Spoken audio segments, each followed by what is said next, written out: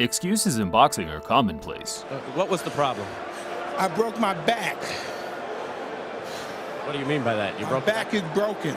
How many times have we seen a fighter say, "I'm not making excuses," then proceed to reel off 2 or 3 reasons why they lost without mentioning the possibility that they were perhaps beaten by the better man? You know what? Andre Ward fought a hell of a fight. I don't want to harp on what he did too much, but I feel a little worn out. I wasn't feeling my best. Maybe, like I said, because I felt extremely weak. And I weighed in about 166. So by the time I got in the ring, I felt dead. It's a defensive mechanism, a mental block, a way for a fighter to begin the healing process knowing that there is still conceivably 10 or 20% more to give next time. A perfectly reasonable means, and I think fans can sympathize with that sentiment for the most part. But then, Deontay Wilder happened. I knew what was going on with my body. I felt it when the mask came off. I knew something was wrong with me. I knew I was not right. Just using a bunch of excuses for getting whooped like that. There was a bunch of people saying that Tyson Fury's gloves weren't attached correctly. An excuse maker. A guy who couldn't face reality that he lost. He actually went down a litany of things that he started to say that were done against him without any real proof. He got me on so bad.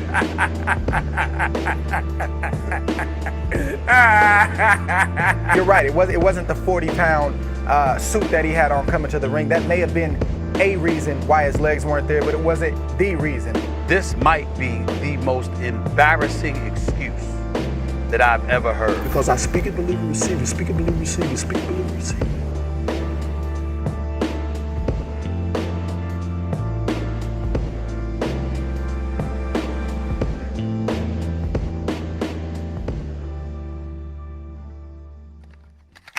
The former WBC heavyweight champion Deontay Wilder has clearly struggled to get grips with the fact that Tyson Fury, the boxer, is the sole reason his perfect, unblemished record has been tainted, producing an unprecedented amount of excuses during the fallout of both fights. I can't make no excuses tonight. Got a lot of complications. On today's video, we'll be analyzing those excuses in the iceberg format, basically from the most credible down to the depths of what I personally see as implausible. Deontay Wilder's face will represent each category from happy to angry. If you enjoy the content around here, a thumbs up would be appreciated. Here now, BLTV presents the Deontay Wilder Excuse Iceberg, Explained.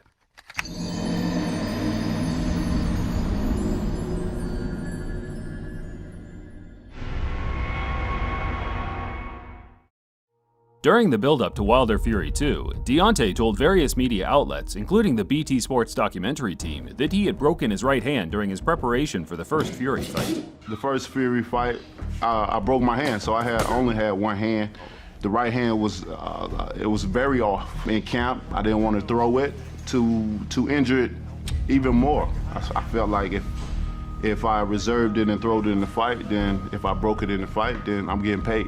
Although there was no evidence provided, I still see this as the most plausible excuse due to Wilder's long history of injuries with his hands. Somewhere in the region of 2009, Wilder crashed his motorcycle, which led to rods being placed in his right arm and metal pins in his hand. Despite the surgery, his hands have broken on many occasions throughout his career, with MRI scans proving that fact in his fights with Bermane Stiverne and Chris Arreola. He proceeded to land some Hail Mary blows that night, but I think this excuse still holds weight. It's hard to really narrow down precisely what Deontay meant by being a zombie, but during his first interview after his knockout defeat to Fury, he told the PBC, "Like I said, I can't talk about a lot of things, but it wasn't Deontay Wilder tonight. You can tell from the mask, from my reaction to certain things that I was doing in the ring. And that night, I wasn't myself. I felt like a zombie in there. I felt there's a lot of things I can't say, you know what I'm saying? A lot of things. Although some other excuses will tie into this zombie narrative later, I think Wilder might have just had a touch of stage fright while being under the lights. I think the fact Deontay was well over a stone heavier than his previous 6 fights could have made him feel a bit sluggish also. Not uncommon in boxing, but it's rarely used as an excuse. This is where the accusations start running a bit deeper. Wilder has been particularly vocal on what he feels was biased officiating in Fury's favor during both fights.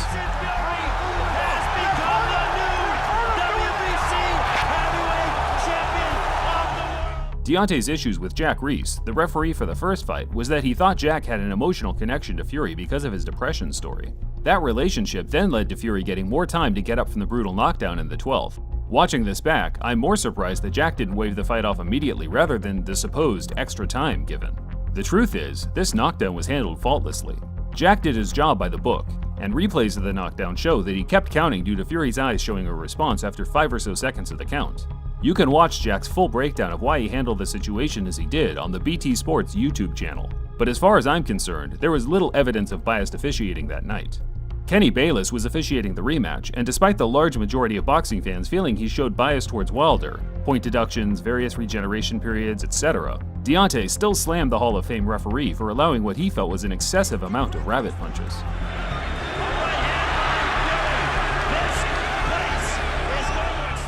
I can sympathize with Deontay in this regard because Tyson did, and often does, get away with an unfair amount of dirty tactics. Yet the fact he took a point away kinda negates his argument as a whole.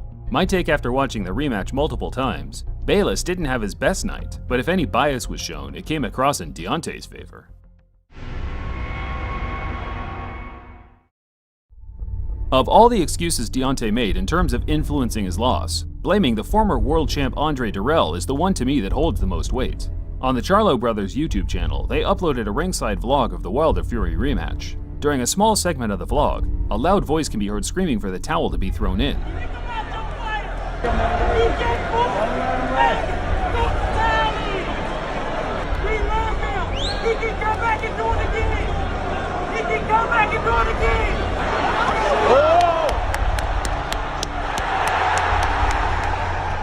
That voice was later identified as Andre Dirrell's, a fighter trained by the same man as Tyson Fury, one Javon Sugar Hill. I'll be honest, I think the yelling could have perhaps played a part in Breland, Deontay's coach's decision to stop the fight, considering the entire ringside audience was obviously paying attention to what he was saying. But then again, everything falls apart when you take a second to think about the context. Deontay was taking the beating of a lifetime, getting punched from pillar to post while blood poured out of his ear. Deontay wanting to go out on his shield, it's understandable, but even in a brutal sport like boxing, there are due diligence and safety measures that referees and corner teams need to take into account. Nothing, indeed, is impossible when you carry the power like Deontay, but him coming back to win that rematch was as close as it's going to get. When the referee Kenny Bayless was interviewed the morning after, he told the Ring magazine that he was very close to stopping the fight anyway, thus the result would have been the same. However, I can see why Deontay was pissed that the last voice he could hear in the fight was Andre Dirrell screaming for the towel to be thrown in.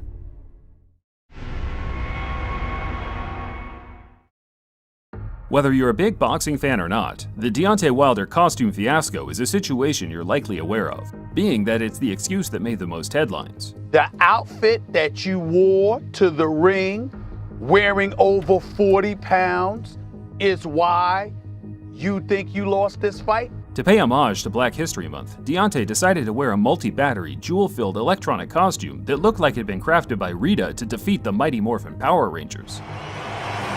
That is an extraordinary outfit. In all fairness, the outfit looked pretty awesome, but due to all of its gimmicks, it weighed in excess of 40 pounds. The idea that Deontay Wilder with a 40-pound outfit on, that it killed his legs, walk into the ring, that's crazy talk. I don't understand why he would say that. Deontay claimed the suit weakened his legs, and by the 4th round, he was out on his feet, not because of Fury's assault, but because the costume had zapped him of its energy. Deontay also revealed he had tried on the outfit the night before and on fight night wore it for 30 or 40 minutes before making his way to the ring. This would have unquestionably tired him out to a certain degree, but my question is, why didn't he just drop the idea if the thing was so dang heavy? Stupidity is likely the answer, but to make matters worse, an old clip of him talking about his training regimen on the Joe Rogan podcast resurfaced, where he claimed he wears a 45-pound vest at all times during all exercises that involve using his feet. If I'm doing anything that consists of me moving my feet, is sprinting and stuff like that. And I wear a 45-pound vest on me as well too, in all my exercise and everything that I do to have that extra weight on me. Really? I have this excuse so high up the iceberg because I genuinely think it could have hindered his performance. Yet as Stephen A. Smith said, the validity of the excuse is irrelevant due to its embarrassing nature. Some things are just better left unsaid.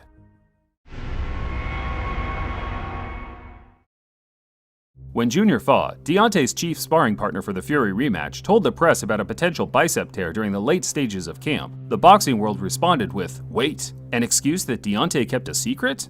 But no, it was only a matter of time before the Bronze Bomber came to light and expressed the details of an alleged 7 surgeries to his right bicep after his loss. With this whole bicep thing, I had things going into Russia I will never speak about. It's boxing, you know, but I'm not going to ever talk about any negatives. It's just about what did you do in the ring, what spirit did you have. My position is the same as Anthony Yard's. It's too much hearsay without documented proof. Regardless of the seriousness, fans rarely sympathize with alleged injuries for two reasons. One, injuries are commonplace in contact sports, and most top fighters enter the ring injured in one way or another. Two, why enter the ring injured when you're not only hindering your own chances of winning, but robbing fans of seeing what they paid for in the first place, the best version of you taking on the best version of your opponent. Naturally, a payday is usually the motivating factor. If I reserved it and throwed it in the fight, then if I broke it in the fight, then I'm getting paid.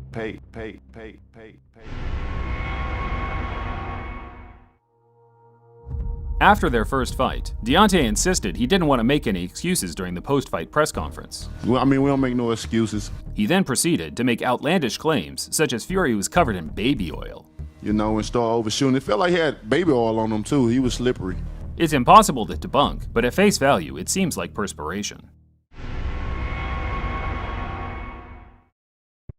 This is an allegation that's wrongly been placed upon Deontay, as according to my research, the Fury performance-enhancing drug scandal for the Wilder rematch appears to be a baseless accusation made by the former heavyweight champ Hasim Rahman that, according to this interview on FightHype.com, he couldn't understand how Fury improved offensively so exceedingly in such a short period of time.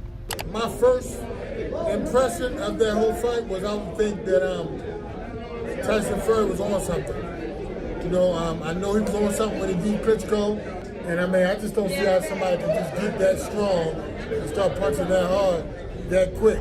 First off, Hasim, Fury didn't fail any drug test for the Klitschko fight, and there is zero evidence to suggest otherwise. Secondly, the Kronk gym. The Kronk's aggressive training style and tactics are why Fury beat Wilder the way he did.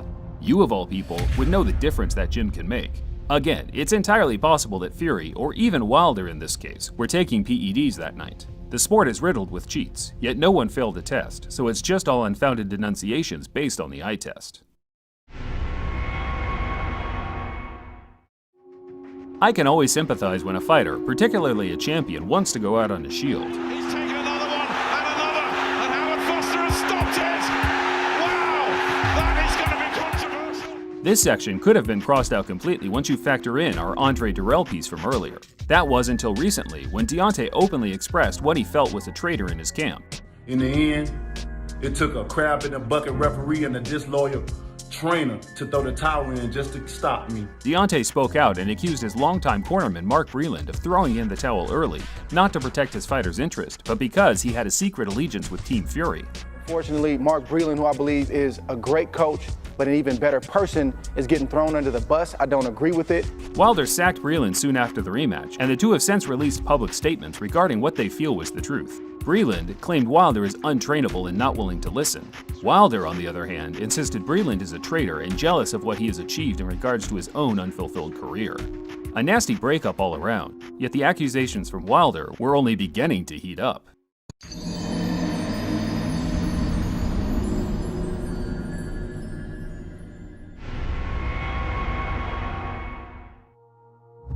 Not to be confused with some of the allegations to come. Glove manipulation was a claim made by Deontay in a hard-hitting video tweet at the end of last year.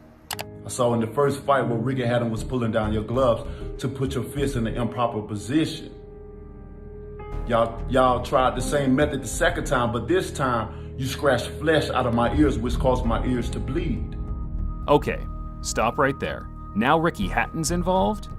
From what we can gather, Deontay is accusing Ricky of pulling down Fury's glove so that Tyson can land strikes while his hand is in the lower part of the glove. So now he's landing, as you see in the video footage or the pictures, he's landing the shot on the chin with this part of the glove where there's no padding. Not only has this been debunked by other pros as a useless strategy, but Ricky himself responded by what he felt was an absurd accusation to throw at a fellow pro. Some of these comments is just, it's quite insulting. I mean, to sort of like throw accusations like that at a fellow professional. If one comment could sum up this video, it's this one. The clip is hardly itself damning, even out of context. But the most bizarre thing of all, this clip is from the first fight, where Deontay fought to a draw and wasn't hit by any shots that seemed extraordinary.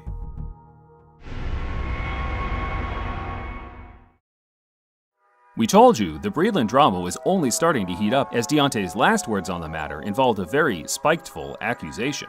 But it wasn't just the fruit 7 to 8. Absolutely. It wasn't. You know what I'm saying? My water was tampered with, bro. From the point of coming leaving my dressing room and going into the ring, drinking certain water and stuff and trying to keep myself hydrated and stuff like that, man, I just started feeling weird. In a phone interview with 78 Sports TV, Deontay claimed Breland not only threw in the towel on purpose, but spiked his water with a muscle relaxer, again tying in to the whole Breland grand conspiracy to dethrone the king, as Deontay put it. Your king is here.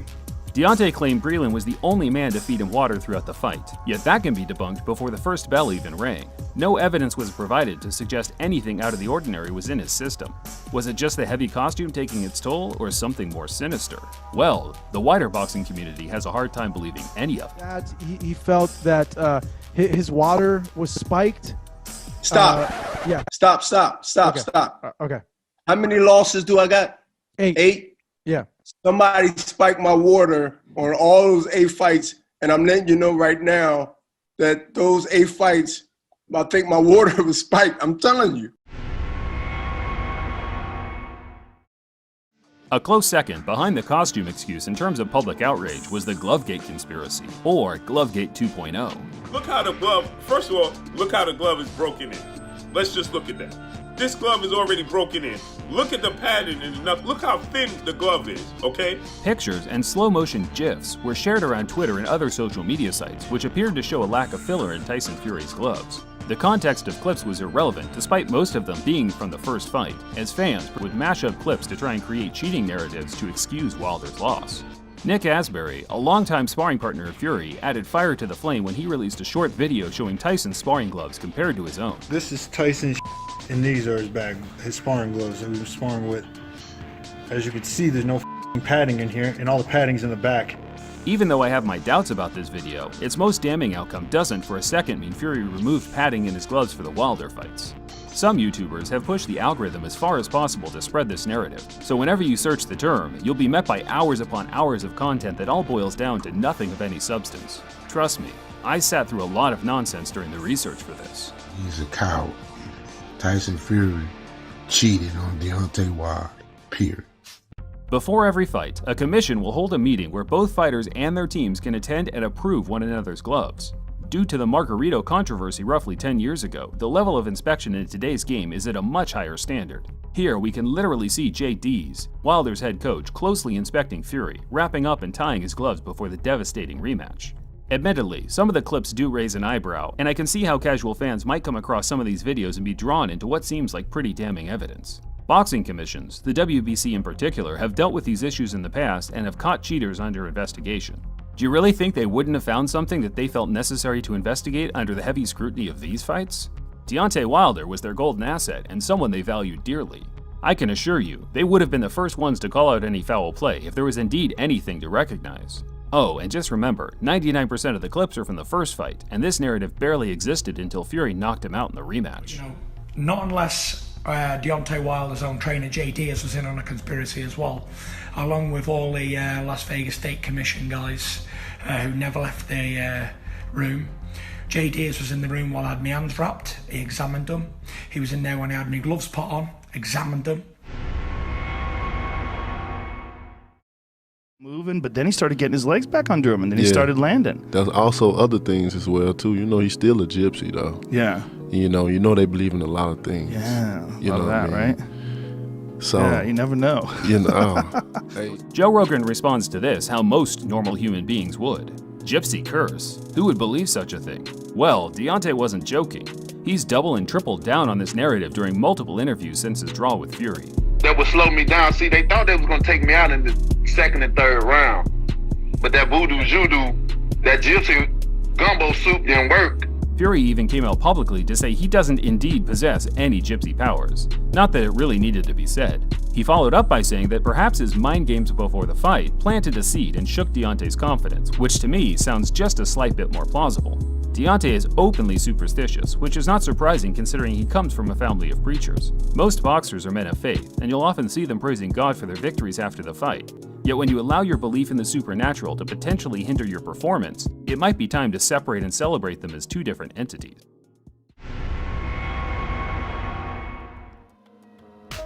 I saved the most confusing for last, because while a group of fans were pushing the removed glove filler narrative, Deontay Wilder's brother Marcellus chucked a considerable spanner in the works by proclaiming not only did Fury have his gloves filled with horsehair and foam, but a solid object, potentially an egg weight, hidden amongst the mix. It was discovered by the doctors that my brother has a dent in the side of his head, due to a blunt object struck against his head from his last fight. Before you ask, no, this picture isn't real. In all honesty, the real picture does still look quite incriminating. That is until you realize it's just a hyperimposed version of this one, which appears to be your run-of-the-mill swelling after being punched repeatedly by a man that weighs 275 pounds. Deontay championed his brother's theory during that tweet at the end of last year. I highly believe you put something hard in your glove. Something the size and the shape of an egg weight. Here's the reason why the side of my face swelled up in an egg weight form. As for the dent, I think what makes it look bad is the fact that there are numerous swellings around the same area, which makes one part look crushed in, when in reality it's just the surrounding area inflamed.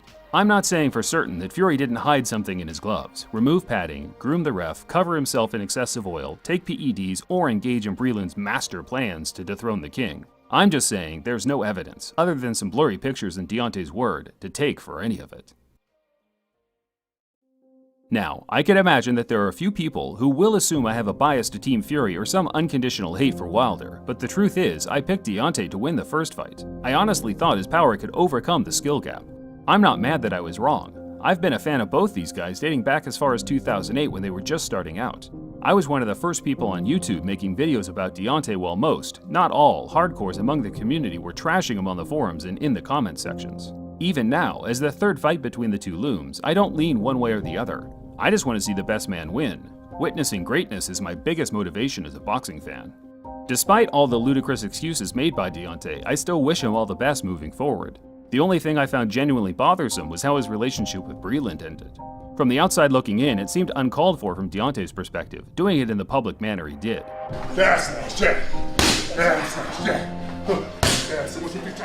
Yet with his new coach Malik Scott, this could be the refresh he needed, bringing in the man that could perhaps teach him a few things that Breland struggled with.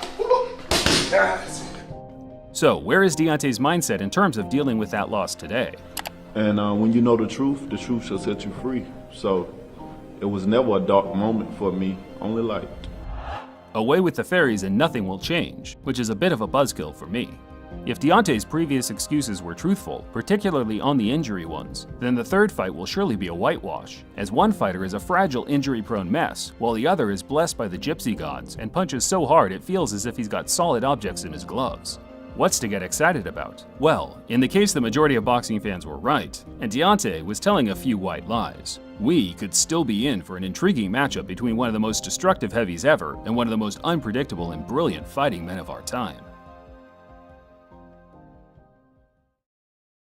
Thanks for watching. If you enjoyed today's video, a thumbs up is always appreciated. Until next time, this is Boxing Legends TV, signing off.